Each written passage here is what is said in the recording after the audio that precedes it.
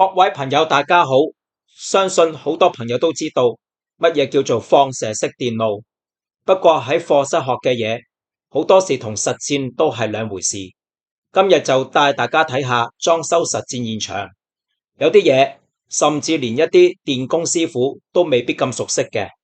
去片分享下先，好似呢個廚房咁，呢個廚房個 fuse 箱喺呢度啦。今日我埋咗個 fuse 箱啦，咁呢啲線就師傅穿嘅。師傅穿呢有有六個插蘇，一個插蘇，兩個、三個、四個、五個、六個，1、2、3、4、5、6，啱6個插蘇。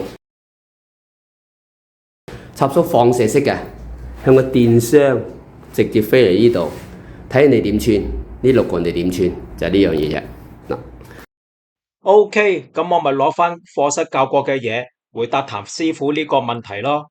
將條火線、水線、地線從個電源，即係電掣箱一路拉出嚟，用並聯嘅方法接呢6個插蘇掣，一個一個接起嚟，係咁樣啫嘛，好似呢幅圖咁樣。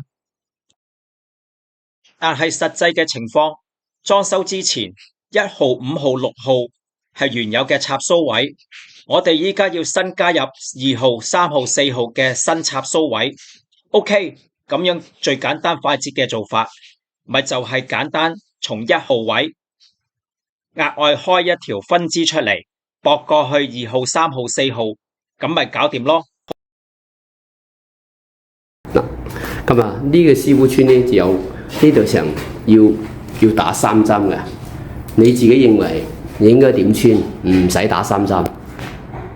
打3針線嘅意思，即係同時間有3條電線接入去同一個插蘇窿入邊。我哋留意翻1號嘅插蘇位，佢3個插蘇窿，無論係火線、零線、地線嘅窿，各自都有3條電線一齊接入去。第一條電線係來自電掣箱，即係嘅電源。第二條電線又要接翻出去2號嘅插蘇。第3條電線又要接過去5號嘅插蘇，咁樣就形成每個插蘇窿都有3條電線啦。譚師傅呢個提問，可唔可以唔出現3針位呢個情況？咁樣其實佢想暗示3針線有一個隱憂，將3條4mm嘅電線同時間接入去同一個插蘇窿入邊，咁樣會好逼，會有接觸不良，繼而產生進一步嘅安全憂患。後來我向譚師傅偷師，的確有一個方法可以唔需要出現3針線嘅情況。咁樣你哋又諗唔諗到有乜嘢方法呢？